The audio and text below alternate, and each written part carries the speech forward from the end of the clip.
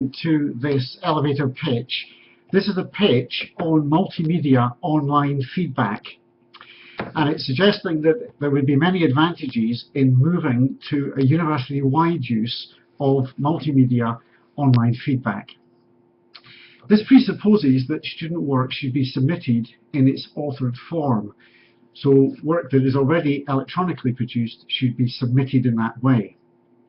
It also presupposes, as we're seeing, that more and more student work will be submitted through electronic submission.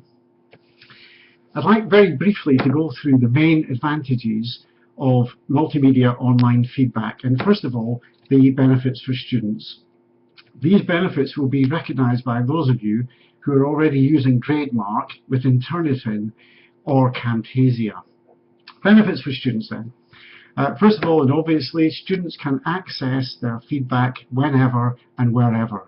They don't have to come to campus, they don't have to find offices, they don't have to collect physical copies. They can always access their feedback on their assessed work in the VLE. Secondly, there are no more problems with staff handwriting. We know that students still find it difficult to read the handwriting of some members of staff.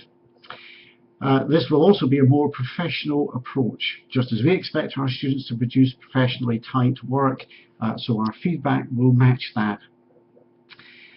Thirdly, that annotations can appear in the text in the context to which they belong, and software exists to allow colleagues to create those annotations either freehand or by using already prepared statements that apply to this particular assignment. Common problems can have these pop-up explanations and guidance, and this can be thought about in advance and provided more fully and more richly because it's been done once and then provided to everyone who needs that particular feedback. So it's possible to annotate the text in the way in which we normally do, but also to have these pop-ups that provide fuller guidance for our students. In addition to this, audio feedback can be included. And we know that we like listening to other people, and that our students find this more engaging, more effective, and more effective.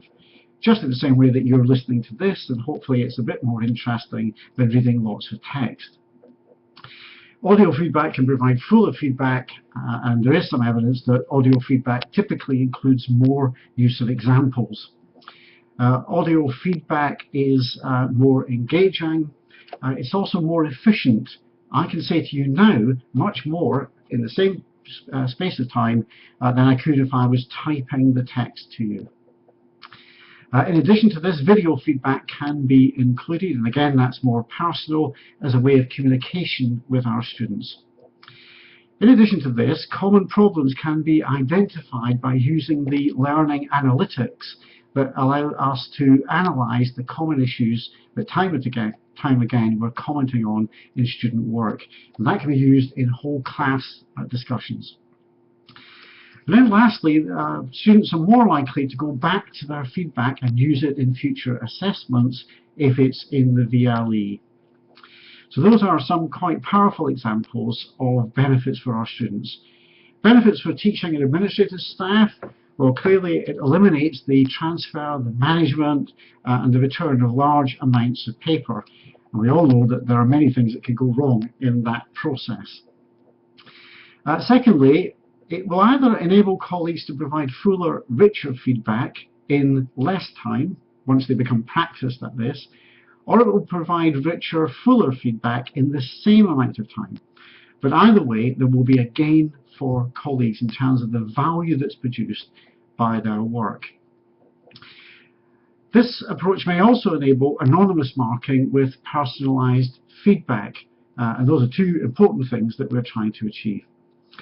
Also, it will make it easier to share feedback with other colleagues, and this will add to staff learning and the adoption of consistently good practice in terms of feedback. Clearly, if it's in an electronic environment, it's much easier for colleagues to go in and see the feedback practices of their colleagues. And then lastly, it's much easier to share the work of the cohort with external examiners. There are, of course, challenges in this area, and these challenges will have to be met.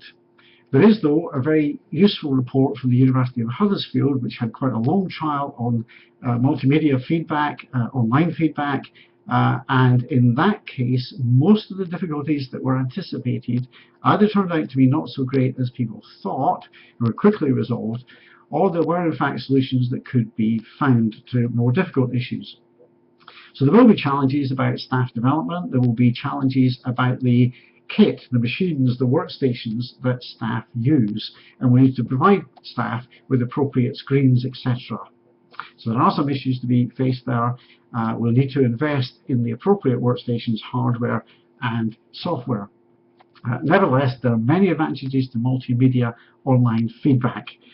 Thank you for listening to this.